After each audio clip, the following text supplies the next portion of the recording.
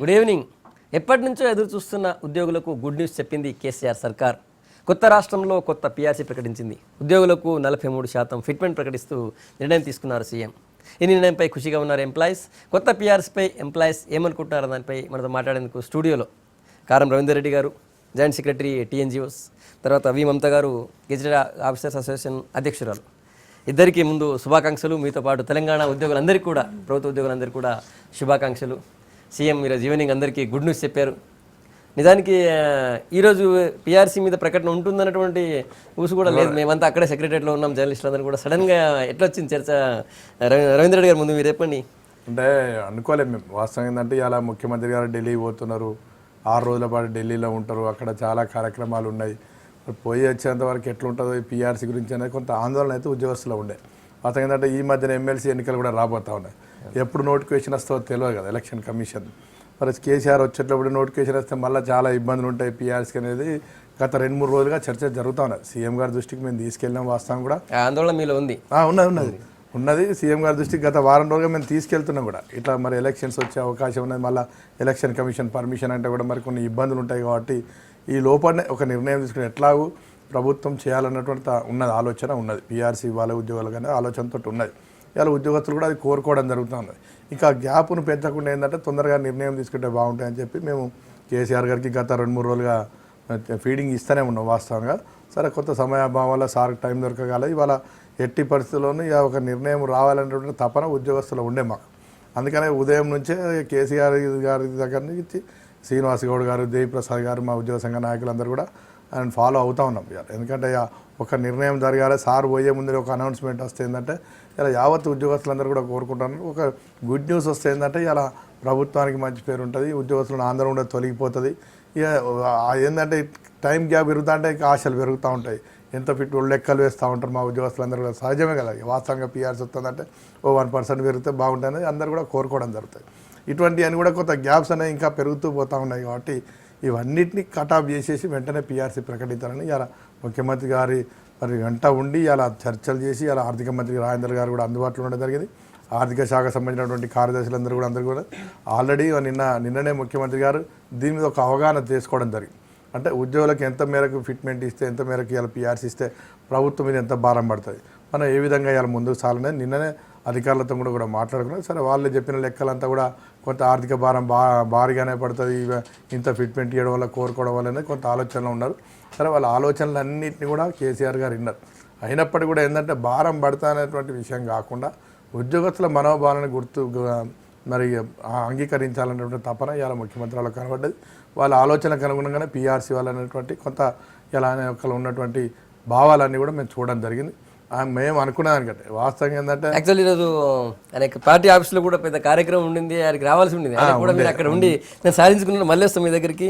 ఉద్యోగస్తులు, ప్రభుత్వ ఉద్యోగులు దీనికి సంబంధించి ఇంకేమైనా డౌట్స్ ఉన్నట్టయితే దీనికి సంబంధించి ఆ పర్సంటేజ్ విషయంలో కావచ్చు, లేకపోతే దీనికి అనుమానాలు ఏమైనా ఉంటే కూడా ఇక్కడ ఉన్నటువంటి 2 ఉద్యోగ సంఘం ప్రతినిధులతో మీరు తీర్చుకోవచ్చు. మీరు ఫోన్ చేయండి మీకు స్క్రోల్ అవుతున్నటువంటి నెంబర్కి. మమత గారు, నిజానికి సీఎం కేసీఆర్ రోజు ఢిల్లీ పోవాల్సింది, అంతకంటే ముందు పార్టీ ఆఫీస్లో ప్రోగ్రామ్ ఉంది. అయినా కూడా మీరు పట్టుకొని అక్కడ ఈరోజు సక్సెస్ చేయించుకున్నారు. ఓకే, మీరు చాలా ఎక్స్పెక్ట్ చేశారు. 69% ఆశించారు. ఉద్యోగ సంఘాలను కూడా 43% వచ్చింది. ఓకే, హ్యాపీయా? చాలా సంతోషం అండి. ఈరోజు ఉద్యోగులందరూ కూడా ఎంతో ఎదురు చూస్తున్నారు. ఈరోజు నిజంగా ఒక పండగ దినంలాగా ఉద్యోగులందరూ కూడా భావిస్తున్నారు. ఎందుకంటే సీఎం గారు ఒక ఉద్యమ నాయకులు. వాళ్ళు వారి నాయకత్వంలోనే ఉద్యోగులందరూ కూడా ఏకం చేసి ఉద్యమం చేయడం జరిగింది. ఉద్యోగుల సాధక బాధకాలన్నీ వారికి తెలుసు కాబట్టి వారు మరి ఈరోజు ఎందుకంటే ఎమ్మెల్సీ ఎలక్షన్ కోడ్ వస్తుందని చెప్పేసి, కోడ్ వచ్చిన తర్వాత ఎలక్షన్ కమిషన్ పర్మిషన్ తీసుకోవాల్సి ఉంటుంది. ముఖ్యంగా ఇది ఒక బేసిక్గా చాలా పెద్ద నిర్ణయం కాబట్టి ఇది పాలసీ డెసిషన్ను మనం అమలు చేయడానికి ఎలక్షన్ కమిషన్ పర్మిషన్ ఇస్తుందో లేదో అని చెప్పేసి వారు ఆలోచించి ఈరోజు ఢిల్లీ వెళ్ళే ముందే మరి ఈరోజు ఉద్యోగ నాయకులని సడన్గా వారు పిలవటం జరిగింది. దీనికి ముందే వారు మరి రాత్రే ప్లాన్ చేసి వారు ఢిల్లీ ముందే ఉద్యోగులందరూ కూడా ఈ తీపి వార్త అందించాలని చెప్పేసి వారు నిర్ణయించుకొని మమ్మల్ని అందరినీ పిలిచి అసలు ఎటువంటి బేరసారాలకు తావేయకుండా ఫస్ట్ చరిత్రలో మొట్టమొదటిసారి అనమాట. మేము ఇంతకుముందు పీఆర్సీ సమావేశాలకు చాలాసార్లు అటెండ్ అవ్వటం జరిగింది. ఆ సందర్భంలో గత ముఖ్యమంత్రులు అందరూ కూడా 0% నుంచి స్టార్ట్ చేసి ఫిట్మెంట్ 0% నుంచి స్టార్ట్ చేసి ఆర్థిక మంత్రి కానివ్వండి, మొట్టమొదటి ఆర్థిక మంత్రి దగ్గర చాలా చర్చలు జరిగేవి. కానీ ఈసారి డైరెక్ట్గా ముఖ్యమంత్రి గారికి మేము ప్రదీప్ చంద్ర కమిటీకి కలిసినప్పుడు కూడా ఉద్యోగ సంఘాల జేఏసీ తరఫున వారికి చెప్పడం జరిగింది. ముఖ్యమంత్రి గారితో సమావేశం ఏర్పాటు చేసి బేసిక్గా ఈ 2-3 విషయాలలో ప్రధానమైనటువంటి విషయాల్లో నిర్ణయం తీసుకుంటే మిగిలిన అన్ని అనామలీస్ కమిటీని ఏర్పాటు చేస్తే ఆ కమిటీకి చెప్పడం జరుగుతుంది. ఈ విషయంలో నిర్ణయం తీసుకుంటే ఉద్యోగుల పీఆర్సీ మీద పెట్టుకున్న ఆశలన్నీ కూడా అందరూ సంతోషపడతారని చెప్పాం. ఆ రకంగానే ఈరోజు మరి మేమైతే ఏదైతే అడిగామో అదేవిధంగా ముఖ్యమంత్రి గారు ఈరోజు ఒక సమావేశాన్ని ఏర్పాటు చేసి ఎటువంటి డిస్కషన్స్కి తావలేకుండా అధికారులకు కానీ మాకు కానీ ఎటువంటి డిస్కషన్స్ లేకుండా 43% అనౌన్స్ చేయడం అనేది మమ్మల్ని అసలు ఒక రకంగా విస్మయాన్ని గురిచేసింది. ఎందుకంటే 43% ఫిట్మెంట్ వల్ల చాలామంది ఉద్యోగులకి లాభం, అన్ని వర్గాలకి అన్ని కేటగిరీస్ కూడా దాదాపు 106% ఇప్పుడు మనకి బేసిక్లో మర్జ్ అవుతుంది. కాబట్టి అందరూ డబుల్ 100% మించి 106% అవుతుందని ఉద్యోగులందరూ కూడా ఇప్పుడు ఎస్ఎంఎస్లు చాలా చక్కగా సాధించారు, ముఖ్యమంత్రి గారి కృతజ్ఞతలు అని చెప్తున్నారు. అటు అందరూ ఎవ్రీబడి ప్రతి ఉద్యోగి కూడా దీనివల్ల బెనిఫిట్ పొందుతాడు. అటు అందరికీ సంతోషంగా ఉంది. ఒకటి మమతా గారు, రవీంద్ర గారు, తెలంగాణ కోసం పోరాడినటువంటి టీఆర్ఎస్ పార్టీ అధికారంలోకి వచ్చింది.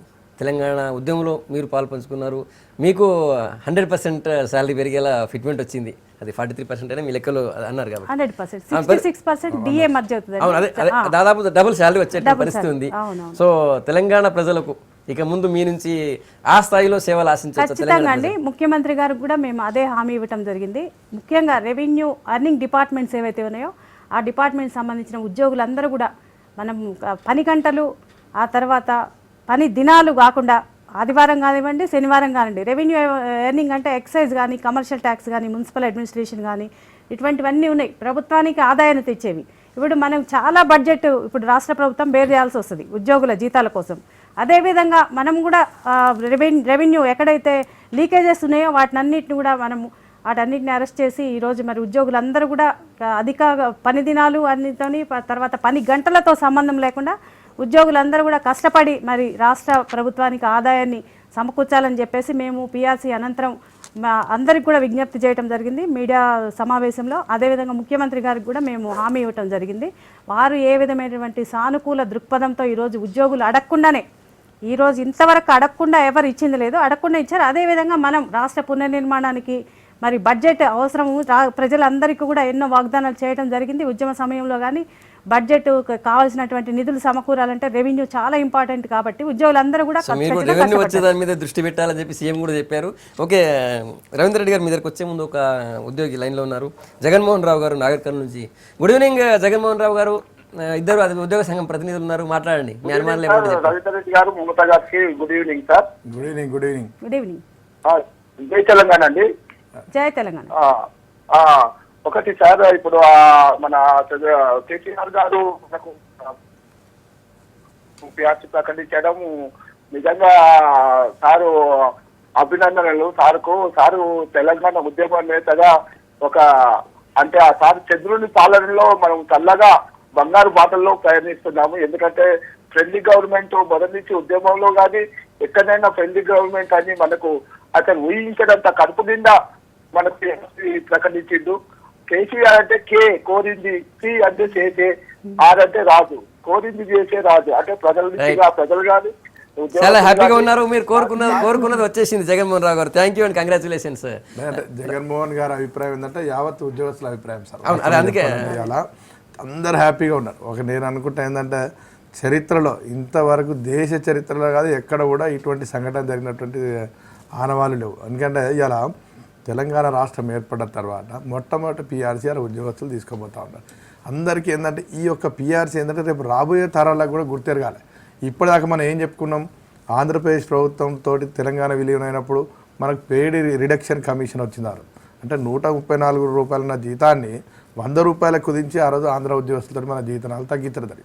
అంటే ఇవాళ మన ఉద్యోగస్తులు కూడా ఏం కోరుకున్నారు, అప్పుడు మనకు అన్యాయం జరిగింది, ఇలా తెలంగాణ రాష్ట్రం ఏర్పడ్డది, అనేక వివక్షల నుంచి బయటపడ్డాం మనందరం కూడా. తప్పకుండా ఇవాళ కొత్త రాష్ట్రంలో ఏంటంటే కొత్త పీఆర్సీ ఉండాలి. ఇవాళ మనకి ఏదైతే నష్టాలు జరిగినాయో గతంలో అనేక సందర్భాలు నష్టాలు జరిగినాయి కూడా వాటిని అన్నిటి కూడా పూరించుకునేటువంటి స్థాయిలో ఉండాలని ఇలా ప్రతి ఒక్కరు కూడా కోరుకోవడం జరిగింది. ఇలా కేసీఆర్ గారు కూడా నిజంగా ఆయన తీసుకున్నటువంటి నిర్ణయము యావత్తు ఉద్యోగస్తులందరినీ కూడా ఒక మంచి ఉన్నతమైన స్థానంలో ఆయన నిలబెట్టడం జరిగాలి. ఎందుకంటే ఇలా ఉద్యమకారునిగానే చూసినా కానీ ఇలా అందరు అభిమాన పాత్రుడు ఇలా కేసీఆర్ గారు. ఎందుకంటే చెప్పాలంటే ఏ ఒక్క వర్గంలో కూడా ఇలా అసంతృప్తి ఉండకూడదని ఆయన భావన చూస్తాం. నిన్న విజన్ హైదరాబాద్లో మాట్లాడిన తీరు చూస్తే ఏంటంటే హైదరాబాద్ నగరం గతంలో ఉన్నటువంటి పునర్వైభవాన్ని తీసుకురావాలన్నటువంటి ఆలోచన చూస్తుంది. ఏంటంటే ఆలోచనలు అమలు చేయడం లోపల కేసీఆర్ని వారిని మించిన వారు లేరనేది ఇలా స్పష్టంగా కనబడతాను. ఇలా ఉద్యోగస్తుల ఫ్రెండ్లీ గవర్నమెంట్ అని మొదటికెళ్ళి కూడా చెప్తా ఉన్నాడు. ఇలా ఉద్యోగస్తుల త్యాగాల వల్ల కూడా వాళ్ళు చేసినటువంటి పోరాటాల వల్లనే తెలంగాణ రాష్ట్రం వచ్చిందని చెప్పడం జరిగింది. ఇలా ఉద్యోగస్తులు ఉంటేనే ఇలా అభివృద్ధి అనేది ముందుకు సాగుతుంది. ఇలా సంక్షేమ పథకాలన్నీ ముందుకు సాగుతున్నటువంటి ఒక మంచి అభిప్రాయంతో ఈరోజు సారు ఉండదు. ఇలా సారు ఇవ్వడమే కాదు, ఇలా మాకు మంచి పిఆర్సీ ఇవ్వడమే కాకుండా మా బాధ్యతలను కూడా గుర్తు చేయడం జరిగింది. ఇలా ఒక్క నిమిషం సార్, జగిత్యాల నుంచి మరో కాలర్ ఉన్నారు, వేమారెడ్డి గారు గుడ్ ఈవినింగ్, చెప్పండి సార్. గుడ్ ఈవినింగ్ సార్, నేను దేవారెడ్డి జగిత్యాల నుంచి మాట్లాడుతున్నాను. నమస్తే అండి సార్. ఇంత ఇప్పుడు గవర్నమెంట్ మా తెలంగాణ కోసం పట్టుబడ్డ ప్రతి ఒక్కళ్ళ కోసం మేలు చేసుకుంటూనే పోతా ఉన్నది. అలాగే రైతాంగాని కోసము 4,500 కోట్ల రూపాయల బడ్జెట్ కేటాయించుకుంటూ రైతుల రుణమాఫీ చేసింది కదా. అంతకంటే ఎక్కువ మొత్తంలో మన ప్రభుత్వ ఉద్యోగాలకు కానీ వీళ్ళందరికీ కానీ ఇట్లాంటి వెసులుబాటు కలిగించింది. అట్లాంటప్పుడు ప్రభుత్వ ఆఫీసర్లు ఖచ్చితంగా అవినీతికి ఆస్కారం లేకుండా ఇట్లాంటి మంచి మంచి ఎక్కడ కూడా అలసత్వం ప్రదర్శించకుండా ఖచ్చితంగా రైతాంగాన్ని మాత్రం పెద్దెత్తున పనులు చేసుకుంటూ రైతాంగాన్ని మాత్రం ముందుకు తీసుకుపోవాలని చెప్పి నేను కోరుకుంటున్నాను. రైట్ దేవారెడ్డి గారు, చాలా వాల్యుబుల్ పాయింట్ కరెక్ట్ అండి. ఇప్పుడు పారదర్శకంగా ఉండాలని చెప్పేసి ఉద్యోగులందరూ కూడా ప్రభుత్వ పాలన, ప్రభుత్వ ఆఫీసులన్నీ పారదర్శకంగా ఉండాలని చెప్పేసి ముఖ్యమంత్రి గారు ప్రమాణ స్వీకారం చేసిన రోజే చెప్పారు ఉద్యోగులకు. అవినీతి రహిత తెలంగాణ ప్రభుత్వాన్ని ఏర్పాటు చేయాలా, దానివల్లనే ప్రజలందరికీ మేలు జరుగుతుంది. రాష్ట్రంలో ఉన్నటువంటి అన్ని వర్గాలకు కూడా ప్రభుత్వ సంక్షేమ పథకాలు కానివ్వండి, ప్రభుత్వ పథకాలు అన్నీ కూడా ఎటువంటి అవినీతికి లేకుండా, ఆస్కారం లేకుండా చేసినప్పుడే అవన్నీ కూడా ప్రజలకు ప్రయోజనం జరుగుతుంది. అదే రీతిలో మేము మా ఉద్యోగ సంఘాలుగా మేము ప్రతి ఒక్క ఉద్యోగికి ప్రతి సమావేశంలో మా ప్రతి మీటింగ్స్ ఉంటాయి, జిల్లాల వారీగా కానీ, డైరీ రిలీజ్ కానీ, ఏ మీటింగ్ జరిగినా కానీ, ఈసీ మీటింగ్ జరిగినా మేము ఉద్యోగులందరూ కూడా అదే చెప్తాం. ఉద్యోగులందరూ కూడా ఖచ్చితంగా దానికి నిబంధనకు లోబడే పనిచేస్తారు. అవినీతికి ఆస్కారం లేకుండా సంక్షేమ పథకాలు కానీ, ప్రభుత్వ ఆఫీసులలో ప్రజలకు సంబంధించిన ఏ పనులైనా సరే ఎటువంటి అవినీతికి తావు లేకుండా, ఎందుకంటే ఇప్పుడు మనకు పిఆర్సీ ఇచ్చి అడగకుండానే మరి అధిక మొత్తంలో ఈరోజు 43% ఫిట్మెంట్ ఇచ్చారు. ఉద్యోగుల కనీస ప్రమాణాలు అంటే మనం బతకటానికి కావాల్సినటువంటి మ్యాక్సిమంగా ఎంత ఇవ్వాలో అంత వారు ఇవ్వటం జరిగింది. సగటు ఉద్యోగి ఊహించని స్థాయిలో వచ్చింది కాబట్టి ఎలాంటి అవినీతికి అవకాశం లేకుండా ఉద్యోగులు పని చేయాలని అది ఒక రైతు ఆకాంక్ష. తప్పకుండా వారి ఆలోచనకు అనుగుణంగా చేయాల్సినటువంటి అవసరం. ఎందుకంటే గతంలో ప్రభుత్వాలు మా పొట్టగొట్టి మా జీతాలు సరి చేయకుండా అనేకమైనటువంటి పద్ధతులలో మనం ఎంకరేజ్ చేసినటువంటి సందర్భాలు చూసాం. ఇవాళ ఉన్నత స్థాయిలో ఉన్నటువంటి వ్యక్తులు ఎట్లా ఉంటే కింది స్థాయిలో ఉన్నటువంటి వ్యక్తులు కూడా అదేవిధంగా ఉండడం జరుగుతుంది. ఇలా ముఖ్యమంత్రి గారు అవినీతి రహిత ప్రభుత్వాన్ని ఇలా పాలనలోప్పుడు ముందుకు తీసుకెళ్తా ఉన్నారు కాబట్టి తప్పకుండా ఆ స్థాయి అనేది కింది స్థాయి వరకు కూడా దారడం జరుగుతుంది. తప్పకుండా పైన ఉన్నటువంటి వ్యక్తులు ఏ విధంగా పనిచేస్తున్నారో చూసి ఆ వ్యక్తుల మనోభావాలకు అనుగుణంగా ఇవాళ ఆయన కూడా గుర్తెరిగింది. ఇవాళ ఉద్యోగస్తులు ఇలాంటి ఆరోపణలు ఎందుకు ఎదుర్కొన్నారు, వాళ్ళు సరైనటువంటి జీతాలు లేకపోవడం, సరైనటువంటి రీతిలో కూడా ఇవాళ వాళ్ళ జీవనం కొనసాగించలేకపోవడం, ఇట్లాంటి అనేక అంశాలు వారి దృష్టిలో ఉన్నాయి. కాబట్టి ఇలా అడిగినంతటువంటి పిఆర్సీ అంటే ఇవాళ ఉన్నటువంటి ధరలకు అనుగుణంగా మరి ఇలా ఒక ఉద్యోగి సంతృప్తికరంగా కొంతమేరకు, నేనన్నా పూర్తిగా ఏదో ఉత్సాహవంతం కాకుండా మేము అడిగిన జీతాలు కూడా మా జీవనోపాధి కొంత ముందు సాగడానికి కోరిన తప్పించి మేమేం ఆస్తులు సంపాదించడానికి కొరకు మేము పైసలు కూడా పెట్టడం కాదు. ఇప్పుడు ఇచ్చినటువంటి డబ్బులన్నీ కూడా మా కుటుంబం ఒక మాదిరిగా గడపడానికి మాత్రం ఇవాళ సరిపోతుంది. మేము సంతృప్తికరంగా ఉన్నాం. ఇవాళ ఇటువంటి గతంలో ఇటువంటి సందర్భాలు ఎప్పుడు కూడా రాలేదు. ఇవాళ ఏంటంటే ఇది ఒక సందర్భం వచ్చింది కాబట్టి ఏంటంటే భావి తరాలకు కూడా ఇది కొనసాగింపు ఉండాలనేది మేము కోరుకుంటాం. వరంగల్ నుంచి మరో ఉద్యోగి లైన్లో ఉన్నారు, శ్రీనివాస్ గారు గుడ్ ఈవినింగ్, మాట్లాడండి ఇద్దరు ఉద్యోగ సంఘం ప్రతినిధులతో. నమస్కారం సార్. ముందుగా ఉద్యోగ సంఘాల ప్రతినిధులందరికీ కూడా అభిప్రాయం చేస్తున్నారు సార్. అదేవిధంగా కేసీఆర్ గారు మాకు అద్భుతమైన పిఆర్సీ ఇచ్చినందుకు కేసీఆర్ గారికి ధన్యవాదాలు తెలియజేస్తున్నాను సార్. నేను టీచర్ ఫ్రమ్ వరంగల్ సార్. ఈ సందర్భంగా తెలంగాణ సాధించుకోవడంలో ఎంత నిబద్ధతతో ఉద్యోగ ఉపాధ్యాయ సంఘాలు పనిచేశాయో అంతే నిబద్ధతతో బంగారు తెలంగాణ నిర్మించుకోవడానికి కూడా మనం అందరం కలిసి కృషి చేయాలని ఈ సందర్భంగా అందరూ కలిసి ప్రయత్నం చేస్తే బంగారు తెలంగాణ సాధించుకోగలుగుతాం సార్. కేసీఆర్ గారికి అన్ని వేళలా మనం సపోర్ట్ గా ఉంటూ బంగారు తెలంగాణ నిర్మించుకోవడంలో కీలకమైన పాత్ర వహించాల్సిందిగా అందరూ ఉపాధ్యాయులని ఉద్యోగులందరినీ కూడా మనస్ఫూర్తిగా కోరుకుంటున్నాను సార్. థ్యాంక్ యూ శ్రీనివాస్ గారు. ఒకటి శ్రీనివాస్ గారు చెప్పింది ఓకే, అందరం కావాలి. ఎందుకంటే ఇలా బంగారు తెలంగాణ అంటే తెలంగాణ బంగారుతో ముగియడం కాదు, తెలంగాణ ఉన్నటువంటి పరిస్థితులన్నీ కూడా మెరుగుపరుచుకోవాలి. ఇవాళ ఎవరు డ్యూటీ పడాలంటే ఉద్యోగులు బాగా పనిచేయాలి. ఎవరు డ్యూటీ వాళ్ళు సక్రమంగా సక్రమంగా పనిచేయాలి. ఇవాళ మా ఉద్యోగస్తులు కూడా ఏంటంటే ఆఫీస్కి వచ్చేటువంటి వ్యక్తులకు సాధారణంగా వాళ్ళని ఆహ్వానించడము, ఒక గౌరవ మర్యాదలతోటి వాళ్ళతో ప్రవర్తించడము, ఏంటంటే మేము ప్రజల జీతాలతో పనిచేస్తున్నటువంటి భావన ఇలా ఉద్యోగస్తులకు కలగాల్సిన అవసరం ఉన్నది. ఇలా ఒక వ్యక్తి ఒక రైతు మన దగ్గరకు వచ్చిందంటే ఆయన కట్టేటువంటి పన్నుల నుంచే నా జీతం వస్తుందనే భావన ఇలా ఉద్యోగులకు కలవాలి. అటువంటి అభిప్రాయాన్ని కల్పించే ప్రయత్నం ఈరోజు ప్రభుత్వం చేస్తూ ఉన్నది. దాన్ని స్వాగతిస్తున్నాం. ఇలా ఎవరైనా కూడా ఏ రంగంలో పనిచేసే వాళ్ళకి కూడా ఆ రంగంలో ఉన్నటువంటి వాళ్ళ యొక్క విధులన్నీ కూడా మరి ఇలా నిర్వర్తించాల్సిన అవసరం ఉన్నది.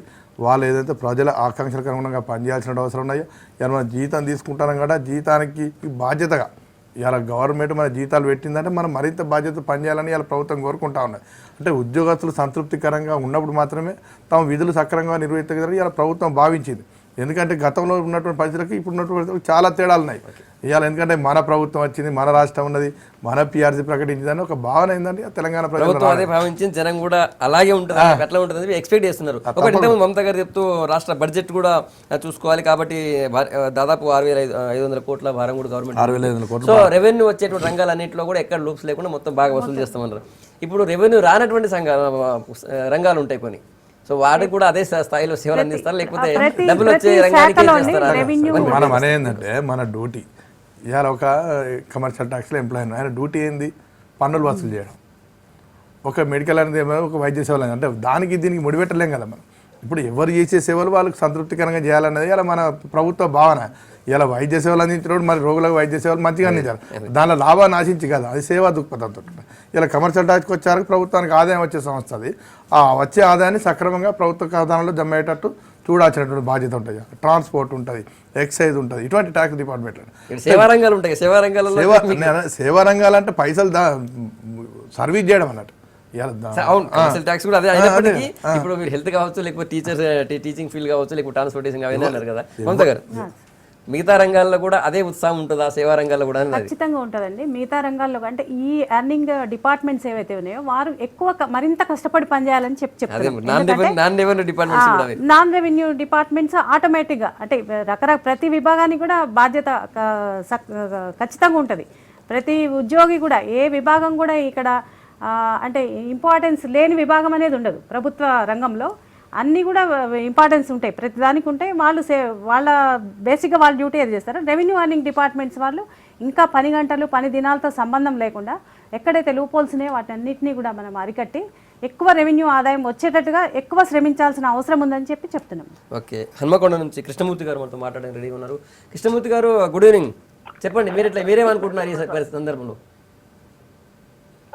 సార్ నమస్కారం. సార్ నమస్తే అండి. సార్ కారం రవి గారికి ఉద్యోగస్తులందరికీ కూడా ధన్యవాదాలు సార్. చెప్పండి.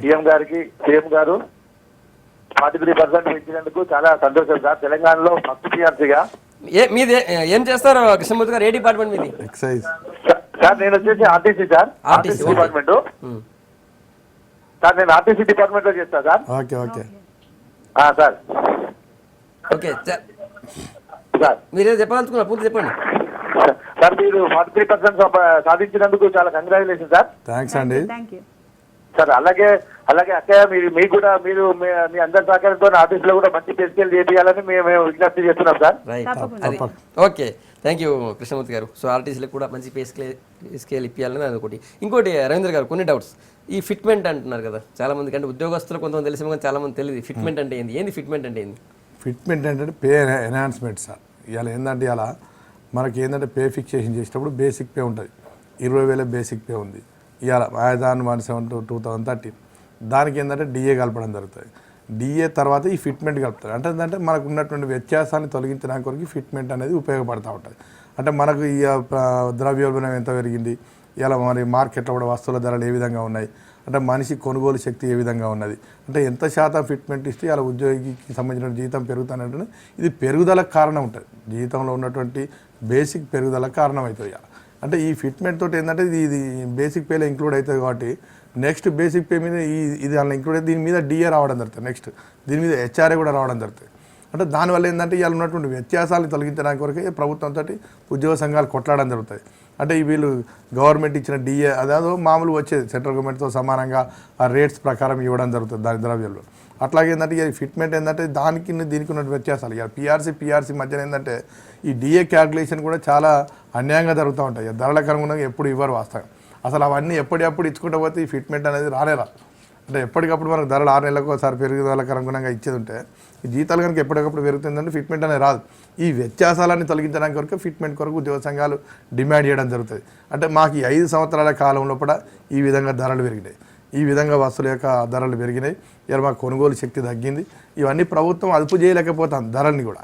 అంటే ఈ ధరలను అదుపు చేయలేనప్పుడు కనీసం ధరలకు అనుగుణంగా జీతాలన్నా పెంచాలి, ధరలన్నా తగ్గించాలి, జీతాలన్నా పెంచాలి. ఆ పెరుగుదల కారణంగా ఇలా ఫిట్మెంట్ అనేది ఆ పెరుగుదలను మనం క్యాలిక్యులేట్ చేసుకొని చెప్పడం జరుగుతుంది. ఓకే, కుత్బుల్లాపూర్ నుంచి గణేష్ లైన్లో ఉన్నారు. గణేష్ గారు నమస్తే, చెప్పండి ఏం మాట్లాడాలనుకుంటున్నారు ఇప్పుడు ఈ టైంలో? మీరు ఇద్దరు ప్రతినిధులతో ఏం మాట్లాడతారు? నమస్కారం మమతా మేడం గారు, గుడ్ ఈవినింగ్ అండి. గుడ్ ఈవినింగ్ చెప్పండి మేడం. మేము ఒక్కడే కోరుకుంటున్నాం మేడం, మీకు కేసీఆర్ గారు చేసినందుకు చాలా ధన్యవాదాలు చెప్తున్నాము మేడం. ఇంకోటి ఏంటంటే మీరు ఎక్కడికి వెళ్ళినా సరే ప్రభుత్వం దగ్గర నుంచి కొంచెం మాకు రెస్పాన్స్ మంచిగా వచ్చేలాగా, రేషన్ కార్డ్ అయితే ఏంది, క్యాస్ట్ అయితే ఇన్కమ్ అయితే ఎక్కడికి వెళ్ళినా సరే కొంచెం రెస్పాన్స్ మంచిగా ఇచ్చేలాగా కొంచెం మీరు దయచేసి చూడండి మేడం. ఇక్కడ లంచాలకు పోకుండా చూడండి మేడం, ఎందుకంటే మీ మీద మంచి అభిమానం ఉంది మాకు. మాది నాయ బ్రహ్మన్ సేవా సంఘం. మేము కూడా వెళ్ళినప్పుడు కూడా కొంచెం మాకు కూడా ఇబ్బందులు ఎదురవుతున్నాయి మేడం. ఓకే గణేష్, మీ అర్థమైంది. సో ముఖ్యంగా కుత్బుల్లాపూర్ డిప్యూటీ కమిషనర్. ఓకే, వాళ్ళు చెప్పేదండి ఇప్పుడు చాలా ఇప్పుడు పథకాలు, ఆసరా పథకం కావచ్చు, లేకపోతే పెన్షన్ శిశు కావచ్చు, లేకపోతే ఇంకా ఇతర ఫుడ్ సేఫ్టీ కార్డ్స్ అన్నిటి దగ్గర వెళ్తే చాలా ఇబ్బందులు పడే పరిస్థితి ఉంది.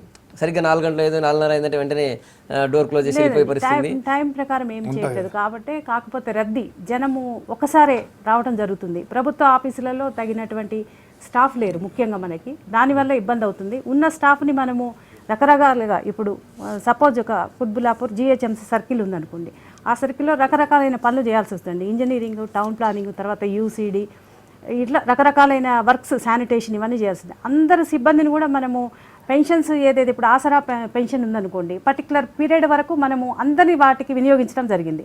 ఆ తర్వాత మళ్ళీ ఎవరి పనులు వాళ్ళు, రెవెన్యూ కలెక్షన్ ఇవన్నీ ఉంటాయి కదా, అందరికీ అన్ని పనులు ఏర్పాటు చేయడం జరిగింది. సో కొంతమంది మామూలుగా ఏంటంటే ప్రజలకు సరైనటువంటి అవేర్నెస్ లేక ఆ ప్రిస్క్రైబ్డ్ పీరియడ్ అయిపోయిన తర్వాత కూడా మళ్ళీ ఆఫీసుకి రావటం జరుగుతుంది. అంటే ముఖ్యమంత్రి ఆదేశాల మీదకి ఆ టైం అయిపోయిన తర్వాత కూడా మనము ఆసరా పెన్షన్ అప్లికేషన్స్ కానీ, రేషన్ కార్డ్స్ కానీ అన్నీ తీసుకోవడం జరుగుతుంది. అన్ని చోట్ల లేదు, చాలా చోట్ల 4:30-5 గంటల లోపల క్లోజ్ చేసేస్తున్నారు. ఆ లైన్ అట్లా నుండి మళ్ళీ రేపు రండి, ఎల్లుండి రండి అని చెప్తున్నారు. ఇప్పుడు గణేష్ అభిప్రాయం అది బేసిక్గా ఫస్ట్ ఫేజ్లో మొత్తము లబ్ధిదారుల ఎన్నిక జరిగింది. ఇంకా కొంతమంది అర్హులైన వాళ్ళు మిగిలిపోయి ఉన్నారు. వాళ్ళను కూడా మరి ముఖ్యమంత్రి గారి ఆదేశాల మేరకు వాళ్ళను కూడా మనము ఇంకా తీసుకుంటున్నాము. అప్లికేషన్స్ నెలకి ఇన్నని చెప్పేసి జరుగుతుంటాయి. ఇది కంటిన్యూగా జరిగే పథకం కాబట్టి ఒక విభాగాన్ని ఏర్పాటు చేయడం జరిగింది పెన్షన్కి సంబంధించింది. అట్లా ప్రతి ఆఫీసులో కూడా రెవెన్యూ కానివ్వండి, మున్సిపల్ కానీ అన్ని చోట్ల పెన్షన్కి సపరేట్ సెక్షన్, అన్ని రేషన్ కార్డ్స్ కానీ తీసుకుంటున్నారు. కొంతవరకు వారు చెప్పింది కరెక్ట్, ప్రజలకు అసౌకర్యం కలుగుతూ ఉంది.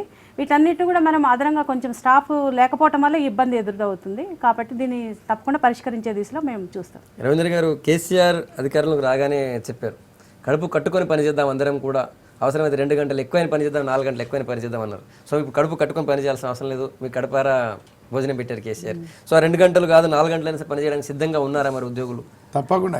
ఇప్పటికే మేము అసలు టైం అనేది లేకుండానే చేస్తున్నాం. వాస్తవం చెప్పాలంటే మొన్న పెన్షన్ పథకం వచ్చినప్పుడు దాదాపు మా వాళ్ళందరూ కూడా 18 గంటలు పనిచేయడం జరిగింది. ఇవాళ మార్నింగ్ 7 o'clock డ్యూటీకి వెళ్ళినటువంటి వ్యక్తి రాత్రి 12 గంటలకు కూడా MR ఆఫీస్కి విజిట్ చేసినటువంటి కలెక్టర్లు ఉన్నారు. మా మహబూబ్నగర్ జిల్లా కలెక్టర్ గారు 12 గంటలకు కూడా MR ఆఫీస్ పోయి పనిచేస్తున్నారా లేదా అని చూసినటువంటి సందర్భం మనం చూడడం జరిగింది.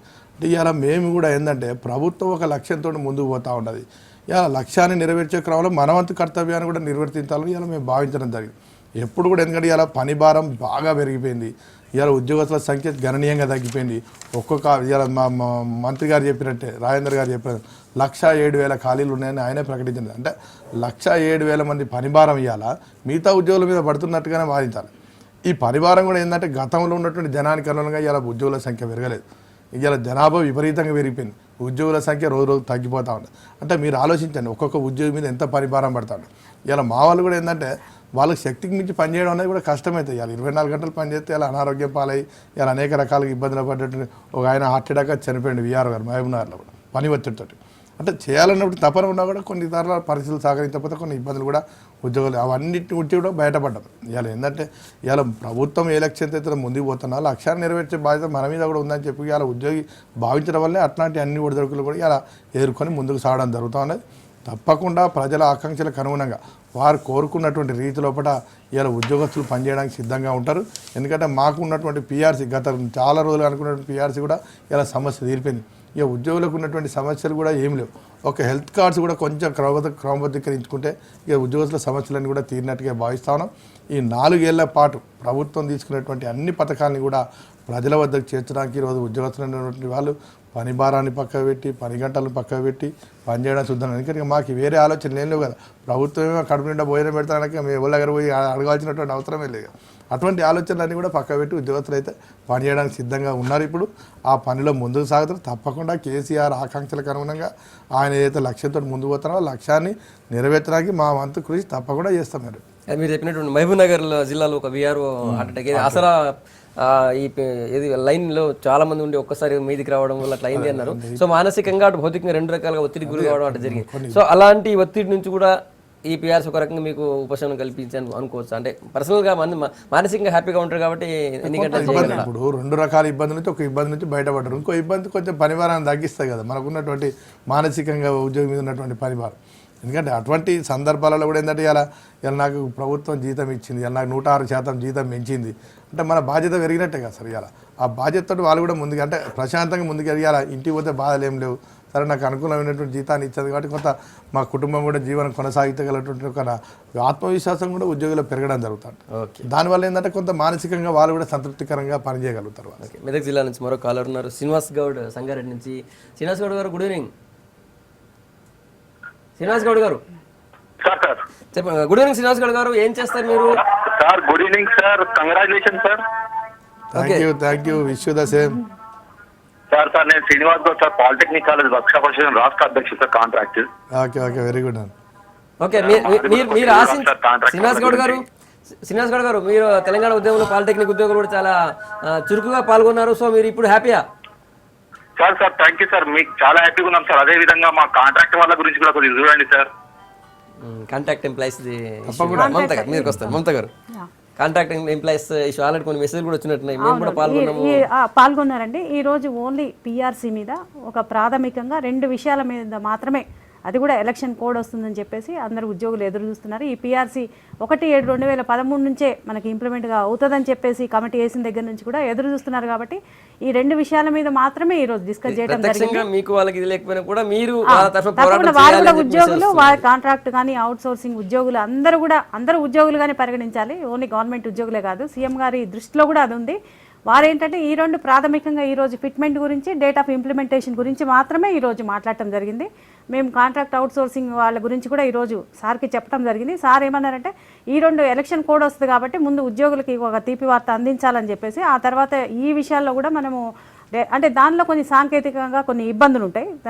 కాంట్రాక్ట్ అవుట్ సోర్సింగ్ రెగ్యులర్ చేయడం, దీని మీద మనము ఆల్రెడీ దాని మీద ఒక ఎక్సర్సైజ్ అవుతుంది కాబట్టి దాని మీద తర్వాత నిర్ణయం తీసుకుంటామని చెప్పేసి వాళ్ళు చెప్పడం జరిగింది. కాంట్రాక్ట్ ఎంప్లాయీస్ అసోసియేషన్ చేస్తున్న పోరాటానికి మీరు ఆల్రెడీ మద్దతు ఉందండి, కంపల్సరీ ఉంటుంది మాకు. వాళ్ళందరూ కూడా తెలంగాణ ఉద్యమంలో అందరు పాల్గొన్నారు. ఉద్యమ సందర్భంలో కూడా వారికి హామీ ఇవ్వడం కూడా జరిగింది. ప్రతి వాళ్ళు కూడా ఉద్యమంలో పార్టిసిపేట్ చేసిన జేఏసీ కానీ, ఉద్యోగ జేఏసీ, రాజకీయ జేఏసీ అందరూ కూడా కాంట్రాక్ట్ అవుట్ సోర్సింగ్ ఉద్యోగులకు హామీ ఇవ్వడం జరిగింది. ఎందుకంటే ఈరోజు ప్రభుత్వ ఆఫీసుల్లో ఎక్కువ ప్రభుత్వ ఉద్యోగుల కంటే స్టాఫ్ తక్కువ ఉన్నారు, గవర్నమెంట్ ఉద్యోగులు తక్కువ ఉన్నారు, కాంట్రాక్ట్ అవుట్ సోర్సింగ్ ఉద్యోగులు ఎక్కువ ఉన్నారు. వారు కూడా ప్రతి సేవా విభాగంలో, ప్రతి ప్రభుత్వ సర్వీస్లో కూడా వాళ్ళని వాడుకోవడం జరుగుతుంది. వారే ఎక్కువ ఉన్నారు కాబట్టి వారు ఎక్కువ పనిచేస్తున్నారు. అందరికంటే ఎక్కువ కింద లెవెల్లో, ఆఫీసర్స్ కంటే కింద లెవెల్లో ఎక్కువ అవుట్ సోర్సింగ్ కాంట్రాక్ట్ సిబ్బందిని ఉపయోగించడం జరుగుతుంది. కాబట్టి వారికి కూడా ముఖ్యమంత్రి గారు ఏంటంటే ఉద్యమ నాయకులే ముఖ్యమంత్రి అయ్యారు కాబట్టి వారు కరెక్ట్గా వారు న్యాయం ఎట్లా చేయాలనేది వారికి బాగా తెలుసు. కంపల్సరీ వాళ్ళకు కూడా న్యాయం జరుగుతుంది. రవీంద్ర గారు, ఒకటి ఈ శాలరీ పెరిగే దాంట్లో ఫిట్మెంట్లో ముఖ్యంగా మినిమం తక్కువ ఎవరికి పెరుగుతుంది, ఎక్కువ ఎవరికి లాభం జరిగే అవకాశం అంటే ఇవాళ ఇచ్చినటువంటి ఫిట్మెంట్ మాత్రం 100% అందరికి లాభం జరుగుతుంది. ఎందుకంటే గతంలో పిఆర్సీ ఏం చేశారంటే మనం కూడా వాస్తవంగా ఒక పర్సెంటేజ్ దాకా కిందలో లాభం, ఒక పర్సెంటేజ్ పెడితే పైలకు లాభం. 43% అనేది దాదాపు 100% ఉద్యోగస్తులకు లాభం జరుగుతాయి. ఆల్ క్యాడర్స్ ఈవెన్ కింది క్యాడర్ నుంచి మొదలు పెట్టుకుంటే హయ్యర్ క్యాడర్ వరకు కూడా ఇలా అందరికి ఒక లెవెల్ దాటిపోయింది. అది 100% దాటిపోయింది. 106% అయింది. ప్రజెంట్ డిఏ 63% ఉంది. ఆ తర్వాత ఇప్పుడు ఇచ్చిన 43%. 106% పెరిగేసరికి ప్రతి ఒక్కరికి ఇప్పుడు సపోజ్ 20,000 ఉందనుకోండి బేసిక్ పే, మళ్ళీ దాని మీద ఇంకా మనకి 40 టోటల్గా బేసిక్ పే 41,000 అవుతుంది. 20,000 ఉన్నది. కాబట్టి 20,000 ఉద్యోగి ఇప్పుడు 40,000 అవుతుంది. అంతే కదా బేసిక్ 106 అవుతుంది.